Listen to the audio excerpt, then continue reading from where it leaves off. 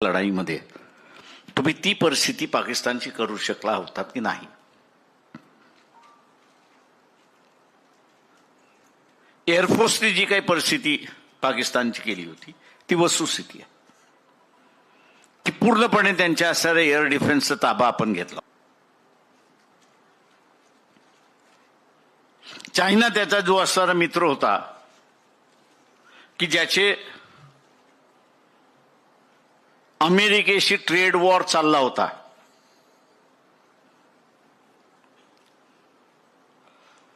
अमेरिकेचं मार्केट बंद झालं तर चायनाच्या हे लक्षात आलं होतं की आपली अर्थव्यवस्था बिघडणार आहे आणि मग ती अर्थव्यवस्था बिघडणारी अर्थव्यवस्था आपल्याला थांबवायची असेल तर जगामधलं दुसऱ्यात मोठं मार्केट कुठे आहे तर भारतामधलं मार्केट आहे.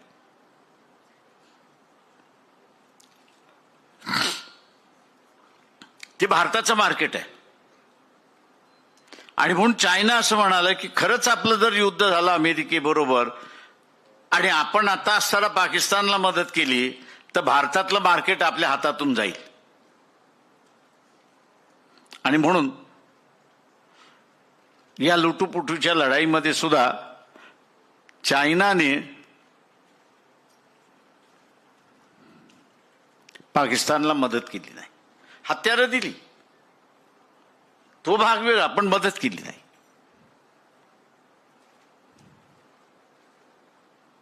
आणि अमेरिकेच्या ज्यावेळेस लक्षात आलं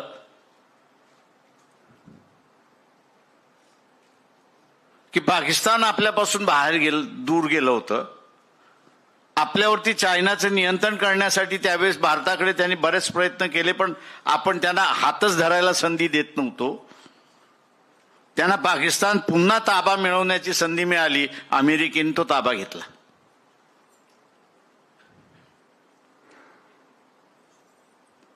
आणि आमच्या असणाऱ्या विश्वगुरूला असा हाग्या दम भरला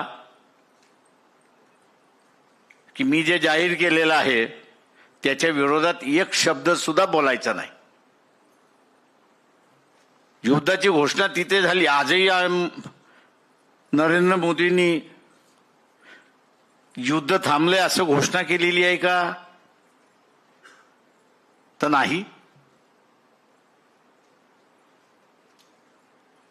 कारण का याच्या गांडीतच दम नाही आहे की तो मोदीला तो ट्रम्पला अंगावरती घेऊ शकतो. ही संधी आहे आंबेडकरवाद्यांची, फुले शाहू आंबेडकरवाद्यांची संधी आहे.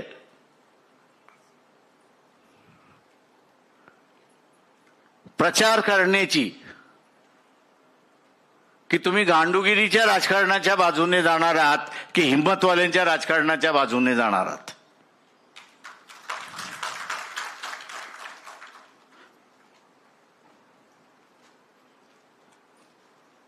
एक हॅरल्ड रॉमनचं असणारं एक फार चांगलं पुस्तक आहे दी प्रेसिडेंट म्हणून, आणि ते असं की एका व्यक्तीला प्रेसिडेंट व्हायचं असतं.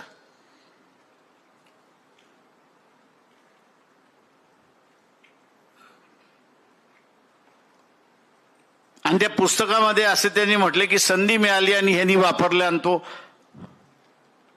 प्रेसिडेंट झाला. ही आंबेडकरवाद्यांच्या हातामधली असणारी संधी आहे.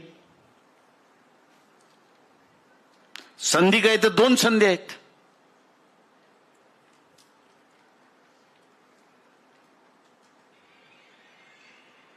एक तर हमला करणारं सेंटर हे ते टेररिस्ट कॅम्प नाही आहे तर पाकिस्तान आहे.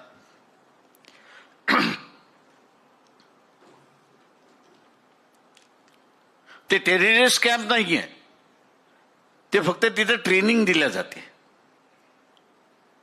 हमला करणारे ते सेंटर नाहीत, हमला करणारा असणारं पाकिस्तान आहे. तुम्हाला पाकिस्तानची 5 शकलं करण्याची संधी आली होती, तुम्ही का घालवलीत? आणि ट्रम्पमुळे तुम्ही घालवलीत.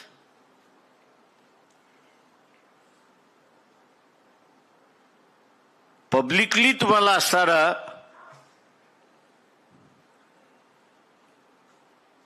जे राष्ट्रभक्त स्वतःला म्हणतात आहेत, स्वतःला जे राष्ट्रभक्त बोलतात आहेत, त्यांच्या राष्ट्रभक्तीवरतीच तुम्हाला असणारा प्रश्नचिन्ह उपस्थित करण्याची संधी आली. ती संधी फुले शाहू आंबेडकरवाद्यांनी सोडली. आजही आपण सुरुवात केली तर आपण असणारा त्या ठिकाणी हाबी होतो, अशी असणारी परिस्थिती आहे. की तुम्हाला गांडूगिरीचं राजकारण पाहिजे या मोदीसारखं, की अमेरिकेने दम दिला आणि हे केलं.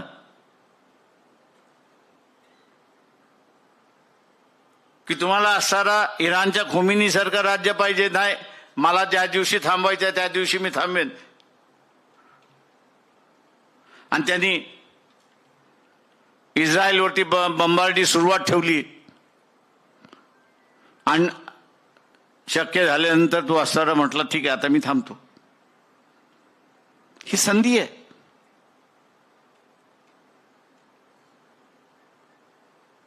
हा आंबेडकरी फुले शाहू आंबेडकरी चळवळीतला जो मौनी बाबा आहे, या मौनी बाबाची असणारी जबाबदारी आहे की त्यांनी त्याचा मौनपणा सोडला पाहिजे आणि हे प्रश्न पब्लिकली विचारायला सुरुवात केले पाहिजेत की तुम्हाला असणारा गांडूगिरीचं राजकारण पाहिजे की मर्दानगीचं राजकारण पाहिजे, हिमतीचं राजकारण पाहिजे, हे सांगा. जो गांडू असेल तो गांडूगिरीच्या राजकारणाला मतदान देईल, जो हिम्मतवाला आहे तो हिम्मतवाल्याच्या राजकारणाला मतदान देईल. तुम्हाला असणारा प्रश्न उपस्थित करावे लागतील.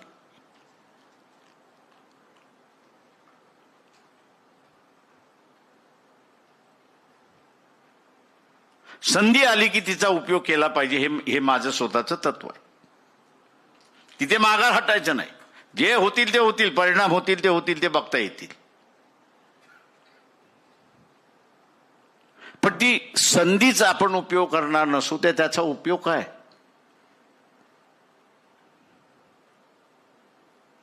आज त्याचा परिणाम काय दिसतोय आपल्याला की नंतरच्या घडामोडीचा असणारा त्यांनी विषय घेतलाय. चांगला घेतलाय मी असं म्हणेन. घडामोडी काय दिसतात आहेत आपल्याला की एका बाजूला रशिया आपल्या बरोबर असायचा, आज रशिया आपल्या बरोबर उभा राहताना दिसत नाहीये, तर तो पाकिस्तान बरोबर उभा राहिलाय.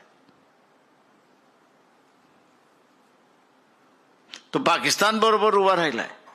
तो पाकिस्तानला मदत करायला तयार आहे. पाकिस्तानला का मदत करायला तयार आहे? तर पुन्हा हे गांडूगिरीचं राजकारण हे आपण लक्षात घ्या. गांडूगिरीचं राजकारण काय? तुम्ही पुतीनला ऐकून माघार घेतली नाही.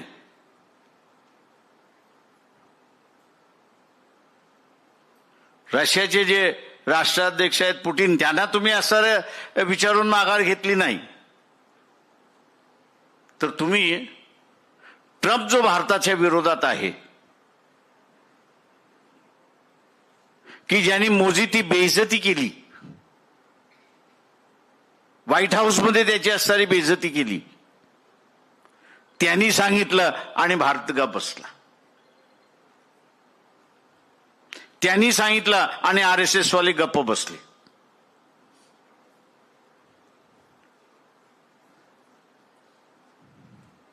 तेव्हा शंका कोणाच्याही मनामध्ये येते. शंका ही कोणाच्या मनामध्ये येते की हा माणूस, हे राष्ट्र आपल्या बाजूने उभं राहील की न राहील. काय का रशियाचं आणि युक्रेनचं युद्ध चालू आहे. युक्रेनला असणारी सगळी मदत अमेरिका आणि वेस्टर्न कंट्रीज त्या ठिकाणी देत आहेत. आज रशियाला मदत चायना करते.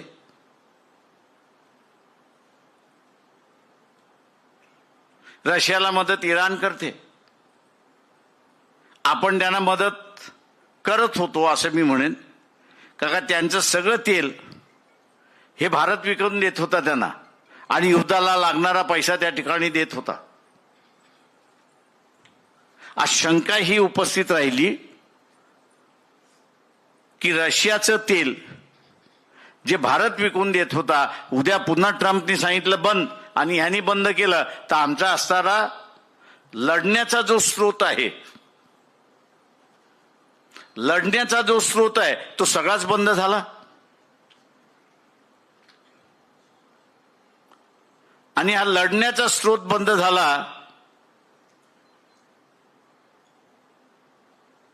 तर मग मी लढायचं कसं? आणि म्हणून चायनाने रशियाला ज्यावेळेस सांगितलं की आपण असणारं आता पाकिस्तानच्या बाजूने उभं राहिलं पाहिजे, त्यावेळेस शांतपणे न काही बोलता रशिया हे पाकिस्तानच्या बाजूने उभं राहते, अशी परिस्थिती आहे. राजकारणामधला आ बैल मुझे मार असं जे म्हणतात ते या लुटूपुटूच्या लढाईमध्ये आपण असणारा बैल उभा केला आणि तो आता आपल्या विरोधातच मारणार आहे.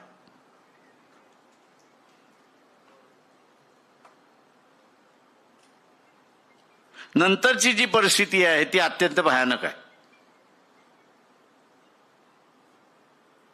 जे पाकिस्तान 10 दिवसाचं सुद्धा युद्ध लढू शकत नाही अशा परिस्थितीमध्ये आलं होतं, आज त्याला टर्कीशिवाय दुसरं कोणीच टर्की आणि चायनाशिवाय दुसरं कोणीच देऊ शकत नव्हतं. पण चायना सुद्धा लपून लपून त्या ठिकाणी देत होतं. आज असणारं रशिया एका बाजूने आणि अमेरिका दुसऱ्या बाजूने खुलं त्यांना असणारं ॲम्युनेशन पुरवायला सुरुवात झाली आणि पुन्हा सुसज्ज करायला झालेलं आहे. पुन्हा सुसज्ज करायला झालेलं आहे.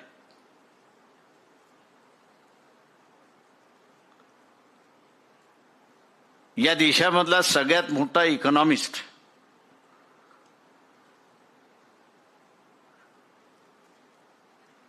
हे डॉक्टर बाबासाहेब आंबेडकर, आणि त्यांनीच अर्थव्यवस्थेमधला येणाऱ्या काळासाठी एक सिद्धांत मांडला होता. आणि ते म्हटले पुढची युद्ध जी आहेत ही जमिनीचा ताबा मिळवण्यासाठी नसणार आहेत. जमिनीचा ताबा मिळवण्यासाठी नसणार आहेत, तर पुढची युद्ध ही अर्थव्यवस्था ताबा घेण्यासाठी लढल्या जाणार आहेत.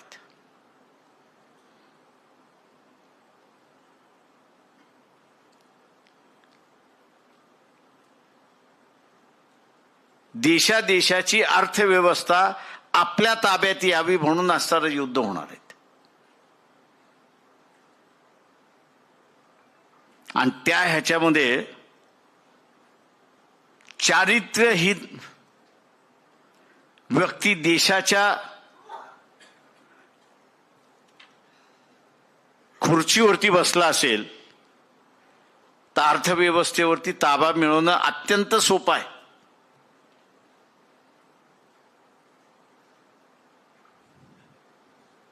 अत्यंत सोपं आहे. त्याचं चारित्र्य दाखवा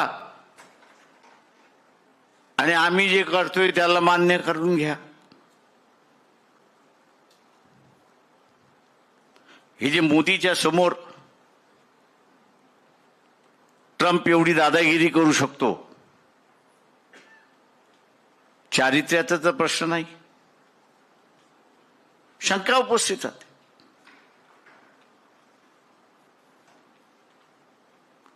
की युद्ध तुम्ही जिंकायला आलेला आहात. 71ची असणारी इंदिरा गांधीचं स्टेटस हे तुम्ही मिळवू शकता. तिने बांगलादेश निर्माण केला, संधी मिळाली तिने बांगलादेश निर्माण केला.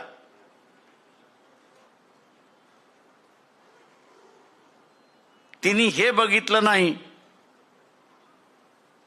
ईस्ट पाकिस्तान वेस्ट पाकिस्तान या दोघांमधलं 4000 किलोमीटरचं अंतर आहे आणि या 4000 किलोमीटरच्या अंतराला एक राज्याचा भाग दुसऱ्या बाजूला आहे.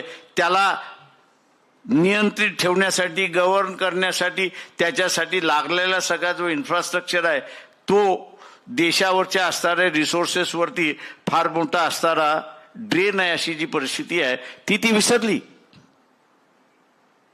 2 तुकडे करतायत करा आणि करून मोकळी झाली. आपण RSSला विचारलं पाहिजे, बीजेपीला विचारलं पाहिजे, नरेंद्र मोदीला विचारलं पाहिजे, अरे बा तुला पाकिस्तानचे 5 तुकडे सोडून 30 वर्ष जो असणारा आतंकवाद्यांचा हमला होता तो थांबवण्याची संधी होती, ती तुम्ही का दौडवली ते सांगा. आणि आज परिस्थिती अशी आहे की तुमच्याकडे कोणी मित्र राहिला नाही. ज्याचे 5 तुकडे काढण्याची असणारी लोकांची अपेक्षा होती, आज त्याच प्लेयरला तुमचे मित्र रशिया आणि दुसऱ्या बाजूला अमेरिका तुमची असणारी मैत्रीण,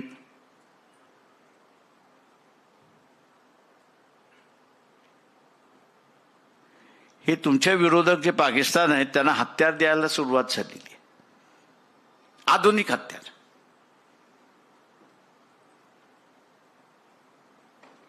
उद्याच्या असणाऱ्या कालावधीमध्ये ही परिस्थिती तुम्ही फेस करू शकता का? RSS वाल्यांचा प्रचार काय असायचा की इथले मुसलमान तुमच्या छाताड्यावरती बसतील आणि इथल्या मुसलमानांना तुम्हाला छाताड्यावरती बसून घ्यायचं नसेल तर सगळ्या हिंदूंनी एकत्र या. आज उलटा प्रश्न आपण विचारला पाहिजे की इथला असणारा मुसलमान हा भारतीय मुसलमान आहे, पण तुमच्या ह्या नाकारतेपणामुळे, तुमच्या ह्या गांडुगिरीच्या राजकारणामुळे ज्या पद्धतीने असणारा पाकिस्तानला हत्यारं दिल्या जात आहेत आणि उद्याच्या असणाऱ्या युद्धामध्ये आपल्याकडे हत्यारं होत नाही, आपणही दुसऱ्यांकडून विकत घेऊन लढत असतो, त्यांनी देण्याचं बंद केलं तर इथला मुसलमान छाताड्यावरती बसण्याच्या ऐवजी पाकिस्तानचा मुसलमान तुमच्या छाताड्यावरती बसणार आहे की नाही, आणि ह्याची निर्माती कोण करणार आहे तर RSS, BJP, नरेंद्र मोदी करणारे आहेत. हा लोकांपुढे आपण प्रश्न घेऊन जाणार आहोत की नाही?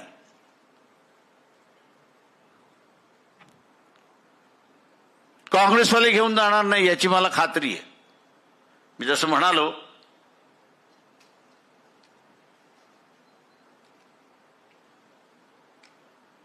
समाजवादी आणि कम्युनिस्टवाले हा कधी प्रश्न उपस्थित करणार नाही. फुले शाहू आंबेडकरवादीवाले काय करणार? तेही गप्प बसणार आहेत का? मुख गिळून बसणार आहेत का?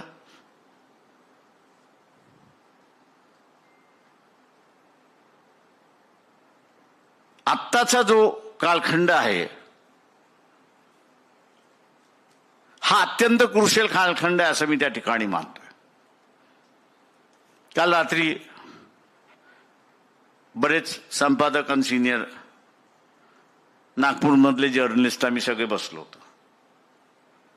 त्यांनी मला विचारलं की तुम्ही हे म्हणताय यायला आम्हाला शक्य होईल की नाही माहीत नाही, पण तुमचं रीडिंग काय आहे? मी त्यांना म्हटलं होतं की थॉट्स ऑन लिंग्विस्टिक स्टेट म्हणजे भाषेवरती प्रांत रचना करण्याची ज्यावेळेस वेळ आली त्या कमिशन समोर बाबासाहेब तब्येतीमुळेच गेले नाहीत, पण त्या समितीला त्यांनी असा मसुदा सादर केला. तो मसुदा सादर करताना त्यांनी असं त्याच्यामध्ये म्हटलं होतं की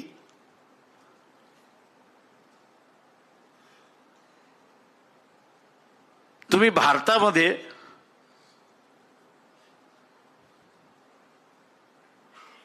इंग्रजीमध्ये ज्याला म्हणतात नेशन विद इन नेशन, म्हणजे राष्ट्रामध्ये राष्ट्र, असं जे निर्णय करण्याचे तुमचं जे धोरण आहे काही काळ चालेल, पण हे राष्ट्रामध्ये राष्ट्र जे उभे करतायत आणि त्यांच्यामधला संघर्ष जर सुरुवात झाला,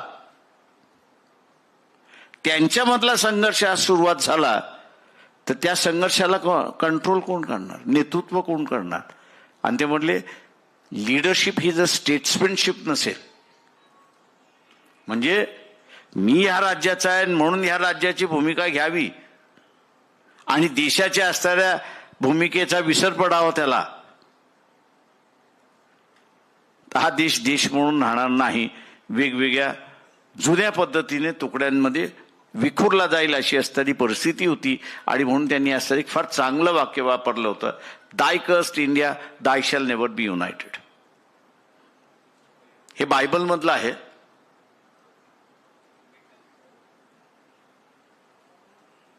आणि त्यांनी त्याच्या पुढे लिहिलं की I wish this does not happen. म्हणजे हे अशी परिस्थिती भारतामध्ये येत नाही.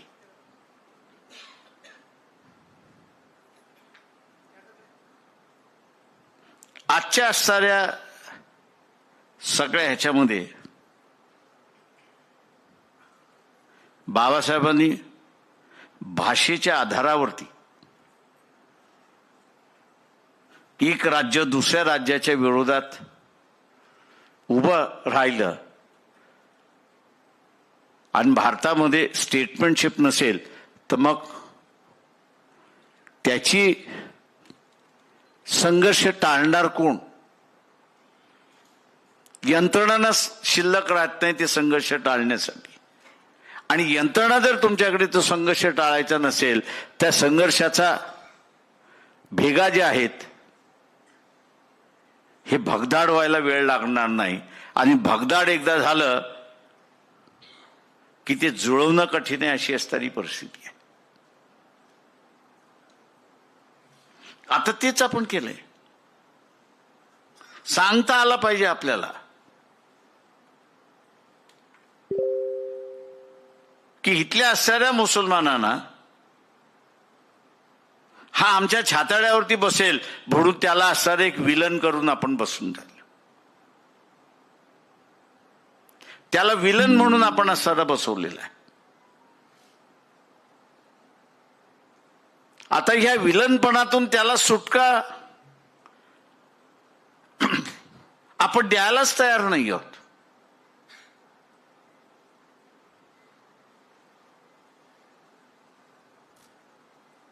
जसं पहिल्या राऊंड टेबल कॉन्फरन्समध्ये बाबासाहेब जाऊन महात्मा गांधी आणि काँग्रेस यांनी बहिष्कार टाकला होता. तेव्हा राजांनी असताना, इंग्लंडच्या राजांनी असताना बाबासाहेबांना विचारलं होतं की व्हॉट डू यू थिंक, तुम्हाला काय वाटतं? ते म्हटले 4 जण आमच्या छाताड्यावरती अगोदरच बसलेले आहेत. जातीच्या स्वरूपातले 4 जण आमच्या छाताड्यावरती अगोदरच बसलेले आहेत. तुमचं राज्य हे 5वं आहेत की जे आमच्या छाताड्यावरती बसलेले आहेत. किंवा तुम्ही आम्हाला जर स्वातंत्र्य मिळालं तर आमच्या छाताड्यावरचा 1 माणूस कमी होईल, म्हणजे आम्हाला 4 जणांशी लढायला मोकळं होता येतं. 4 जणांशी मग आम्ही लढायला मोकळे आहोत.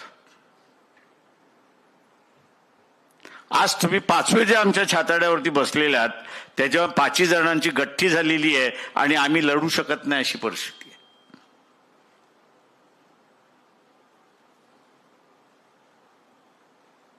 दुर्दैवाने असं म्हणेन, खुदा न खास्ता अशी परिस्थिती पुन्हा उभी राहावी आणि ती मला शक्य त्या अधिक त्या ठिकाणी दिसते. याचं कारण की जगाची अर्थव्यवस्था आपण जर पाहिली,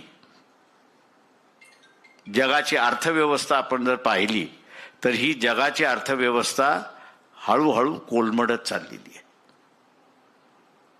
आणि ती कोलमडत चालली आहे याचं कारण, ज्याला इंग्रजीमध्ये डेमोग्राफी आपण म्हणतो, तिच्यामधला फार मोठा बदल व्हायला लागला. त्या डेमोग्राफीमधला फार मोठा बदल व्हायला लागलाय. आणि तो काय व्हायला लागलाय की म्हातारी माणसं फार संख्येने झालेली आहेत आणि तरुण माणसं कमी झालेली आहेत. तरुण माणसं कमी झालेली आहेत जगभर आणि म्हाताऱ्यांची संख्या वाढलेली आहे. आता म्हाताऱ्यांचा वर्ग हा इंग्रजीमध्ये ज्याला बाईंग क्लास म्हणजे विकत घेणारा वर्ग हा नाही. काय त्याच्या सगळ्या गरजा पुरून झालेल्या आहेत. इंग्रजी भाषेमध्ये सांगायचं झालं तर तो रिप्लेसमेंटचा क्लास चाललेला आहे. आर्थिक दृष्टिकोनातून तो रिप्लेसमेंट म्हणजे घरात फ्रीज आहे, एकदमच खराब झालं तर बदला, नाही तर स्क्रू लावा आणि चालू द्या. त्याच्यामुळे तो विकत घेणारा वर्ग नाहीये. नवीन वर्ग जन्मालाच आला नाही म्हणून त्याचा संसार सुरुवात झाला नाही, आणि त्याचा संसार सुरुवात झाला नाही म्हणून तो कन्झ्युमर आयटम मधला बायर क्लासच झाला नाही. त्याच्यामुळे अर्थव्यवस्थेमधला ज्याला आपल्याला म्हणता येईल की रिसेशनची कालखंड हा सुरुवात झाला. रिसेशनचा असणारा कालखंड सुरुवात झालाय, पण ती भारताची परिस्थिती नाही. काय काय येत्या अजून 30 वर्ष भारताची लोकसंख्या वाढत जाणार आहे. आणि म्हणून मनप्रीत सिंगने एकदा जे म्हणालं होतं की आमच्याकडे 25 कोटीचा मिडल क्लास आहे, आज तो 40 कोटीचा मिडल क्लास झालाय. एवढं मोठं मार्केट जगामध्ये कुठेच नाहीये. एवढं मोठं मार्केट जगामध्ये कुठेच नाहीये. आणि म्हणून मी असं एकदा म्हणालो होतो की भारताला आपल्या विभागामध्ये देशामध्ये शांतता राखायची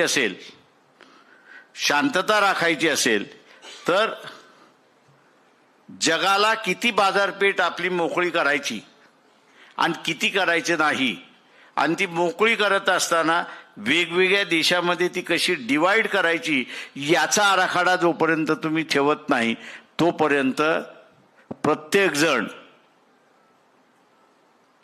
हाऊत केल्यानंतर पोहायला येतो.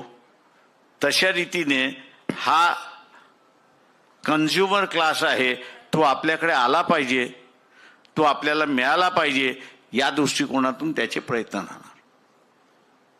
आणि तिथेच मी असं म्हणतोय की जी ट्रम्पनी जी आता असताना संधी घेतली, पाकिस्तानला चायना मदत करत नाही हे लक्षात आल्यानंतर अमेरिकेने जे असताना पाकिस्तानला पुन्हा कवटाळलं आणि मोदीला दम देऊन सांगितलं की बंद कर, मी इकडनं अनाऊन्स करतोय की इथला असताना सीज फायर झालेला आहे, तोंड उघडलंस तो तुझं चारित्र्य बाहेर काढल्याशिवाय राहणार नाही, ही जी धमकी दिली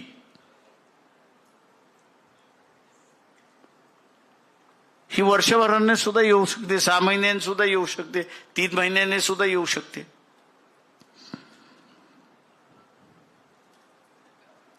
आणि आता त्याची गरज मोठी पडलेली आहे. आणि म्हणून मी म्हणालो की आत्ताच्या कालावधीमधलं वाईट शब्द आहे, मला माहिती आहे गांडू हा वाईट शब्द आहे, नामदेव ढसाळांच्या भाषेमध्ये हा चांगला शब्द आहे.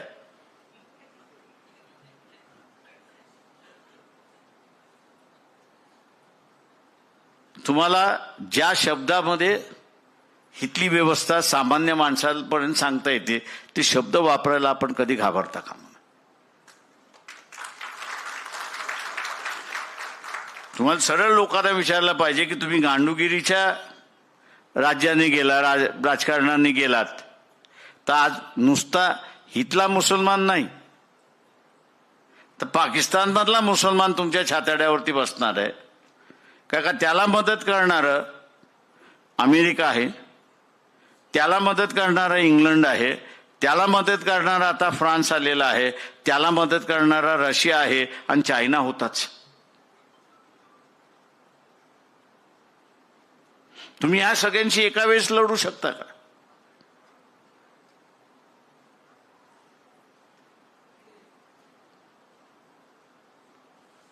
तर नाही. आणि म्हणून हे RSS BJP जे गांडूगिरीचं राजकारण करते याला मतदान करणं म्हणजे तुम्ही गांडू आहात, मतदार गांडू आहे. यांच्या विरोधात काढणार असाल तर हिंमतवाल्याला तुम्ही मतदान केलेलं.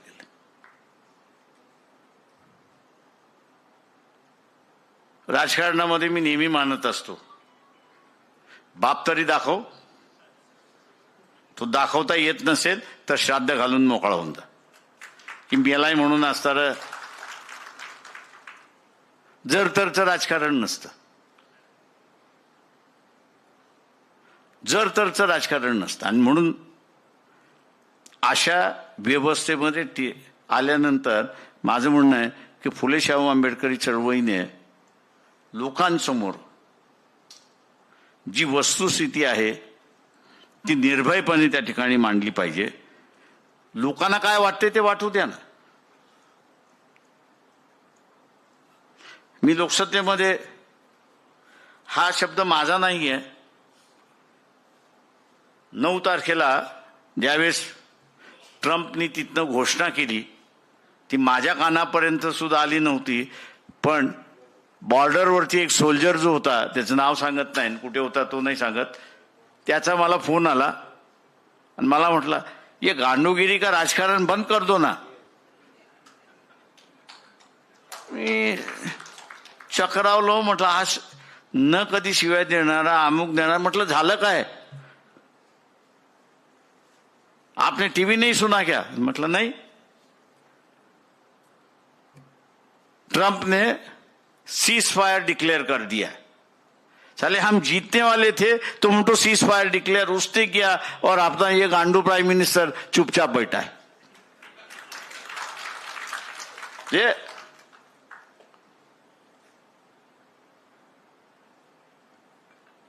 त्या आर्मीवाल्याला सुद्धा वाटत होतं साला 20 वर्षाच्या ह्या दर दिवसाच्या कटकटीमधनं मी सुटतोय आता.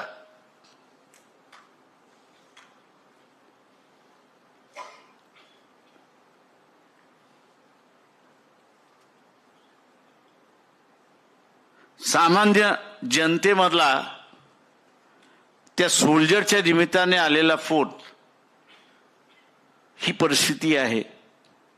या परिस्थितीची वाचा आणि या परिस्थितीचं शब्दांकन करणं हे गरजेचं आहे. आणि फुले शाहू आंबेडकरी चळवळ ते शब्दांकन करेल अशी अपेक्षा बाळगतो आणि मी रजा घेतो.